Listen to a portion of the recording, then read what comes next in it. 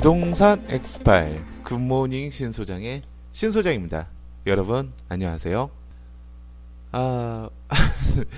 제가 재밌는 얘기를 들어가지고요. 이거는 여러분께도 좀 죄송한 얘기도 합니다. 제가 방송을 할 때는 준비가 좀 많이 부족해요. 좀 부족한 면이 있어요. 그렇기 때문에 옛날 지식을 좀 얘기하는 경우도 있는 것 같아요. 법률이 바뀌었지만 얘기를 안 하는 거. 그렇기 때문에 내가 최대한 잡아내서 AS 방송들을 하긴 하지만 그것도 약간 제가 간과한 것들이 좀 있지 않나. 그런 부분들이 있어요. 제가 이런 생각을 해봤습니다. 제가 방송 남긴 것 중에서요. 그 등기부등본 심도 있게 보기라는 방송이 있을 겁니다. 그거를 보면 법정 지상권이 미성립된 아파트와 그 아파트 아래에 있는 토지를 낙찰을 받아서요.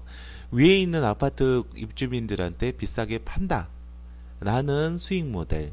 처음에 그 수익 모델을 들었을 때 와, 대단하다. 왜 그러냐면 위에 있는 아파트 입주민들한테 그 입주민들이 그거를 사지 않으면 철거를 요청할 수가 있거든요. 이 법정지상권이 미성립됐을 때, 성립되지 않았을 때요. 법정지상권이라고 하면 이게 자연스럽게 법적으로 그 지상권 계약이 아닌 법적으로 당연하게 위에 그 목적물, 건물, 공작물들이 지상권, 그러니까 그 존재할 수 있는 가치를 주는 건데 그게 미성립이 돼 있으니 그러면은 철거하고 가야죠. 철거 비용도 입주민들이 내야 됩니다. 그렇기 때문에 자기가 철거를 하고 자기 집을 내쫓기니까 그러면은 토지 지분을 사겠죠. 비싸게라도 돈을 모아서 입주민들은. 야, 이거 완전 천혜의 수익률인데? 라고 저는 깜짝 놀랐죠. 하지만 그것을 반박하시는 그 수천억대 재산가 한 분이 계세요. 그 수천억대 재산가 한 분은 야, 그런 땅, 그러니까 그런 땅 서울에 도처에 깔려 있어. 근데 애들이 왜 안 할까? 수익 내기 힘들어. 라고 얘기를 하시더라고요. 이게 지식의 문제, 그리고 내공의 문제일 수도 있겠어요. 저는 이런 수익 모델이 있어? 이거는 부동산 경기와 전혀 상관없이 위에 있는 소유자들한테 철거하고 나갈래? 아니면 내 땅 살래? 이 수준인데 그런 땅 상당히 많고요. 그 애들이 그거 한두 번 겪어봐. 위에 있는 애들은 그냥 지료만 조금씩 주면서 버틴다? 네가 자빠질걸? 라는 얘기를 할 정도로 이게 이미 유명한 사례였구나. 그러니까 수익 방식이었고 옛날에 있었구나. 제가 방송에 남겼던 실제 그 대전에 있는 건물도 93년도인가요? 이미 3명이 그 낙찰을 받으면서 위에 있는 소유자들한테 팔기 시작했죠. 팔다가 안 팔려가지고 그걸 또 경매에 집어넣고, 경매는 자기네들이 집어넣을 수 있습니다. 또 가장으로 집어넣을 수도 있고요. 가장으로. 그리고 또 그거를 어느 법인이 낙찰을 받아가지고 팔려다 안 팔려가지고 다시 또 경매에 나온 거를 2011년도에 모 법인이 샀다. 그러니까 한 가지 수익 모델이 눈이 뜬 거죠, 제가. 이건 안 좋은 거구나라고. 그래서 경험이라는 거, 더 공부를 하고, 내가 알고 있는 게 이게 맞나? 혹은 내가 이게 알고 있는 게 내가 부동산이 이거라고 생각하는 게 이게 맞나? 라는 것을 끊임없이 고민을 하고 공부를 해야 되는 게 부동산이란 게 아닐까라는 생각을 합니다. 제가 어느 한 분을 제가 그 말꼬리 부여잡고 얘기하고 그런 것들이 있었죠. 근데 그런 거를 아예 안 하는 걸로 했는데 이렇게 처음 듣는 분들이나 방송을 듣는 분은 전혀 상관없는 일로 이상한 말을 듣게 되는 거니까 그 컨텐츠의 질도 떨어지고 그런 부분이 있는데요. 근데 절대 동의할 수 없는 게 진실을 말하는 거는 용기라는 게 절대 동의할 수 없습니다. 그거는 진짜 언제 한번 붙어보고 싶어요. 용기인지 지식인지. 전 지식이라고 얘기를 했거든요. 방송을 하면서 그래도 여러 가지 좀 찾아보고 방송을 하는 경우도 있습니다. 그래서 좀 많이 공부가 되는 것 같기도 해요. 내 스스로도. 제가 방송 원고로 쓰고 하는 게 아니기 때문에 여러분께 조금 죄송하고, 그리고 좀 그 질 좋은 컨텐츠를 만들기 위해서 노력을 한번 해보도록 할게요. 부동산 방송이니 부동산 이야기를 해야겠죠. 오늘은 간단하게 제가 이거 하나 방송을 해서 한 뉴스 꼭지를 얘기를 드려보도록 할게요. 지금 공정위에서 뉴스데이 관련해서 뉴스데이 업체들의 약관들을 한번 살펴본 모양입니다. 그리고 19군데 정도의 그 시정사항을 발표를 했어요. 거기에 대해서 제가 한번 이야기를 드려보도록 해볼게요. 포털 다음 카페 부동산 X파일 게시판이나 부동산 X파일 팟빵 게시판에 여러분의 사연을 올려주세요. 또는 문의사항을 스마트폰으로 음성 녹음하셔서 보내주시면 방송 제작에 참여하실 수 있습니다. 이거는 한번 들어보세요. 너무 어려운 얘기 아닙니다.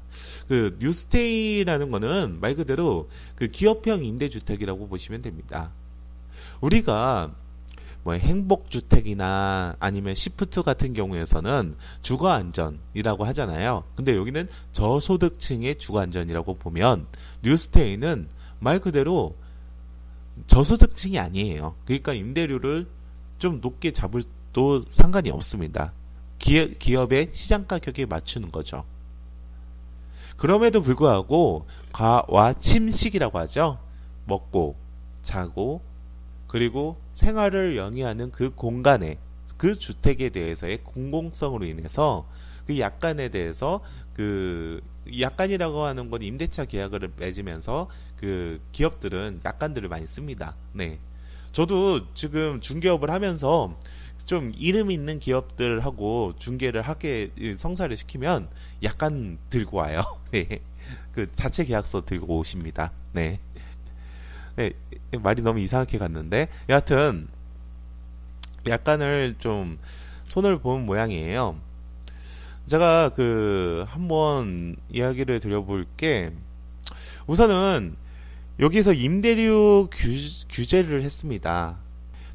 지금 업체 중에서 뉴스테이 업체 11군데, 그리고 이 아파트 임대 사업을 하는 19개의 주택 임대 업체에 약관을 봤는데, 그 8개는 업체는 아무 조건 없이 매년 임대료를 5%로 증액 조정할 수 있다는 약관이 있습니다. 네. 주택임대차보호법에 임대료 상한 규정은 있습니다. 근데 이런 건 있어요. 주택임대차보호법에 나와 있는 임대차 상한 규정이 5%가 맞는 것 같은데요? 나 중개업자 맞아? 근데 제가 말씀드리고 싶은 건 이거예요. 임대료 상한 규정은 법률의 정확한 규정은 증감 청구권입니다. 즉 감액도 가능한 거죠? 네, 감액도 가능한 겁니다. 그리고 법률 규정을 본다고 한다면 이것도 있습니다. 현실에서, 그러니까 시장 경제가 갑자기 안 좋아졌어요. 아니면은 지금 현재 지금 받고 있는 돈이 주변의 시세에 대해서 현저히 적어요. 그럴 때만 올릴 수가 있습니다. 특별한 사정이 있을 때. 이게 대법원 판례도 있었습니다. 대법원 판례에서 이거는 감액 청구를 기각한 사례인데요. 감액 청구가 안 된 이유가 IMF 시절이었습니다. IMF였는데 IMF 시절은 어렵잖아요. 그래서 감액을 청구했는데 그게 안 받아줬는데, 그게 이유가 IMF는 니네들이 어려워질 거를 예지할 수 있지 않았느냐 라는 논조였던 걸로 제가 판례를 들춰봤을 때 되게 옛날 판례죠. 네.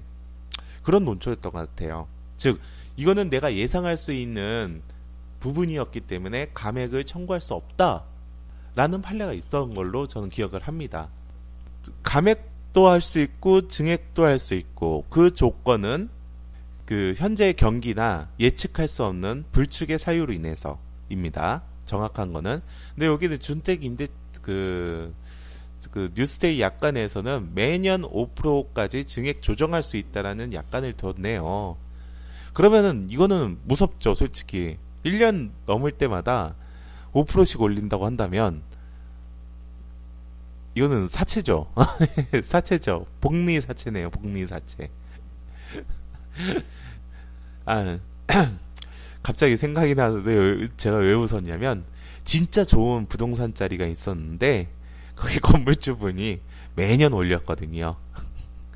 울면서 겨자 먹기 식으로 하고 있습니다. 네, 하고 있는 분을 알고 있습니다. 한 1년에 30만원씩 올린다고 합니다. 그래서 250에서 200만원 월세 250에 들어갔는데 나올 때 380인가? 이렇게 해서 그러니까 돈은 낼 수 있는데 워낙 좋은 자리라 네, 너무 짜증난다 이거예요. 그래가지고 네, 나간 분이 갑자기 생각이 나서 네, 그런 비슷한 거네요. 5%까지 계속 올릴 수 있다는 거는요. 자, 그런데 여기에서는 좀 공정위 약관을 어떻게 수정하냐면 인근 지역의 임대료 등을 고려해 연간 5%는 최고 한도로 잡아놨습니다. 이거는 5%를 일괄적으로 올린다는 거고, 그리고 인근 지역의 임대료 등을 고려해라는 것을 좀 범주를 넓게 줘가지고 임차인분이 조금 방어를 할 수 있는 부분, 거부할 수 있는 근거를 마련해놨습니다. 자, 임차인이 임대차 보증금을 담보로 제공할 경우 계약을 해지한다라는 건 뭡니까? 자, 금전에 대해서도 담보를 제공할 수 있습니다. 임대차 보증금에 대해서 담보를 제공할 수 있어요. 그러니까 임대차 계약서를 들고 사채 같은 걸 쓴다는 얘기예요. 이럴 때 약관 같은 경우에서는 왜 그러냐면 임대차 보증금으로 해서 사채를 쓴다는 그 여신을 주는 데는 사채업자 분이 많거든요. 은행권에서는 잘 취급을 안 하는 걸로 알고 있어요.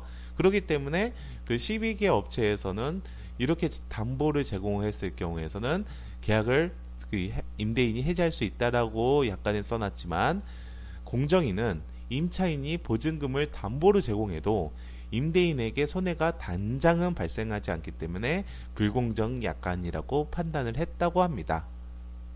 아니, 제가 보기에는 이거는 좀 저도 이런 경우를 저도 주택 임대차 넣으면서도 많이 겪어봤고, 네. 내용 증명이 건물주한테 오죠.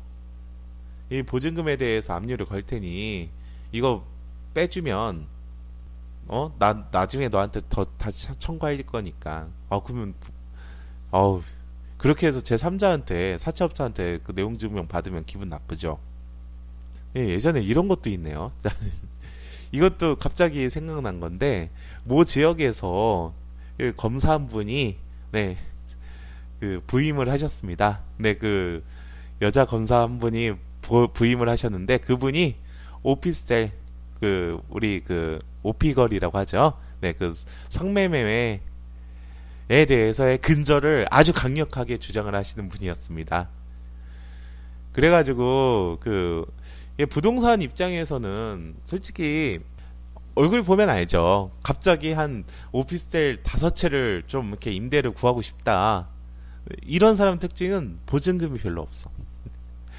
근데 5채 정도를 갑자기 구하고 싶다. 그 둘 중에 한 분이죠.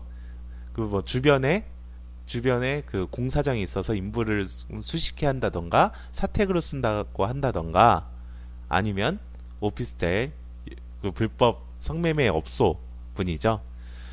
그걸 모르겠습니까? 중개업자분이 부동산 오래 하시는 분들이 그래도 하죠. 네, 명목상으로 얘기를 안 하니까. 근데 5채 딱 구했다고 치고 근데 이분이 또 걸려서 들어간다고 한다면 걸려서 소송을 하고 있기 전에 검찰에서 공문 비슷한 게 왔대요. 이거는 범죄 수익이다 보니까 빼주지 말라. 근데 임차인은 구하시는 분 또 그 등치도 크고 그러지 않겠습니까? 네, 강다구도 있죠. 그러니까 그런 불법을 저지르죠. 보증금 내놔라 할 수 있죠. 그러면 어떻게 해야 됩니까? 검찰에서는 보증금 내면 안 돼? 라고 하고, 그 임차인은 법률적으로 받을 수 있는 시기가 왔어요. 만기를 채웠었나 봐요. 그랬더니 어떻게 해야 될지. 법적으로 간다면 내줘야죠. 내줘야죠. 검찰이 그 물건에 대해서, 그 보증금에 대해서 어떠한 조치를 취하거나 그러지 않았을 경우, 즉 그 조치를 취해가지고 그것이 임대인한테 도달하지 않았을 경우에서는 당연히 임차인이 빼달라고 하면 빼줘야죠. 아니면은 임차인이 임대인을 상대로 소송도 걸 수 있는데요. 네, 그런 거랑 비슷합니다. 네, 여기 담보를 제공해가지고 사채를 썼다고 하면, 네, 그런 거랑 좀 비슷하고요. 또 여기 또 있네요. 임대인에게 임대차 등기를 요구를 금지한 10개 업체, 수리비 등의 청구를 받는 12개의 업체의 약관도 고치기로 했다고 합니다. 임대차 등기 같은 경우에서는 우선은 설득을 해가지고 임대차 등기를 할 수가 있죠. 우리는 지금 전입신고 플러스 그 주소 전입으로 인해서 임대차 등기나 오히려 전세권보다도 강력한 그 보증금 보호를 받을 수가 있죠. 네, 이게 채권의 물권화라고 합니다. 근데 이게 임대차 등기는 말 그대로 채권을 등기를 한 겁니다. 네, 물권의 변동은 등기를 하여야 효력이 있죠. 근데 채권은 그게 아니니까 제3자가 볼 수 있게 등기를 하는 겁니다. 제가 등기부등본은 그 제3자의 공시력이 있다고 했잖아요. 네, 그렇기 때문에 근데 그것은 임대인이 싫어해요. 왜 싫어하느냐? 당연히 싫어하죠. 등기부등본이 지저분하니까. 네. 그렇기 때문에 또 귀찮거든요. 네, 비용을 임차인이 된다고 하더라도요. 근데 주택임대차보호법에는 그런 게 있어요. 만약에 임대차 기간이 종료가 됐어요. 여기서 제가 지금 임대차가 종료가 됐어요. 네, 이거는 어떤 그 쌍방 합의로 종료가 되거나 기간이 만료가 돼서 종료가 될 수도 있겠죠. 네, 그 상태에서 임대인이 돈을 안 줘. 줘야 될 돈을 안 줘.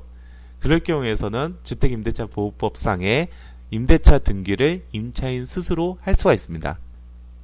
이거는 그 약관에서는 고치도록 했는데 우리가 실제 임대차 기간에 그 계약에서는 임대차 등기 하고 싶어요라고 건물주한테 말하기 힘들죠. 예, 힘듭니다. 자, 수리비는 좀 재밌습니다. 네, 우리가 이게 수리비를 청구를 막는다는 거는 임차인이 쓴 수리비를 청구를 한다는 건데 이게 좀 애매해요. 이게 전세권과 임차권은 좀 다르거든요. 네, 임차권은 건물주분이 임대인이 그 보관의 그 해당 목적물, 그러니까 그 집에 대해서의 주의 의무를 좀 강력하게 줍니다. 선이 성실하게 네, 그 주의 의무를 주고요. 그리고 전세권 같은 경우에서는 일반적인 그 관리 의무를 줍니다. 일반적인 관리 의무. 이게 민법상의 법 조항이 틀려요. 네, 그리고 좀 애매해요. 말이 좀 애매한데 이게 그 수리비를 얼마 이상이면 누구한테 청구할 수 있다. 아니면 청구할 수 없다. 라는 게 법률적으로 정해져 있지 않거든요. 그렇기 때문에 이렇게 약관을 만들어 놓은 것 같은데 공정위는 그것이 불공정 약관이라고 판단을 한 모양입니다. 그래서 전세에 들어가시는 분들은 그래, 그럼 내가 전세니까 우리가 도배를 해야지 하면서 도배하시는 분 많이 있고요. 임차로 들어가시는 분은 이게 주의 의무가 크니까 도배해 주세요 라고 그렇게 그 관행이 잡힌 거죠. 근데 그런 거는 가이드라인이 별로 없어요. 그러니까 부동산 가이드라인은 이거예요. 만약에 소모품이다. 전등 같은 소모품이면 임대인이 해주고 이게 귀책 사유로 해서 부셔졌다. 그렇게 되면 임차인이 하고 이게 어떻게 보면 상식적인 거죠. 이런 것들이 너무 많다고 보니까 가장 크게 문제가 됐던 게 바로 보일러였습니다. 보일러. 그래서 국토부에서 보일러 가이드라인 7년 기준점을 잡아가지고 감가상각을 기준으로 한 7년 이상이 된 거는 건물 임차인은 전혀 돈 안 내도 되고요. 그리고 그 이전이라고 한다면 감가상각으로 해서 임차인에게 일부를 지불할 수 있도록 가이드라인을 만들어놨는데, 이것도 뭐 가이드라인일 뿐이죠. 오늘은 뉴스데이에 대해서의 불공정 양가에 대해서의 저의 생각, 신소장의 생각을 얘기했습니다. 부동산 엑스파일 오늘 주저리 방송은 끝났습니다.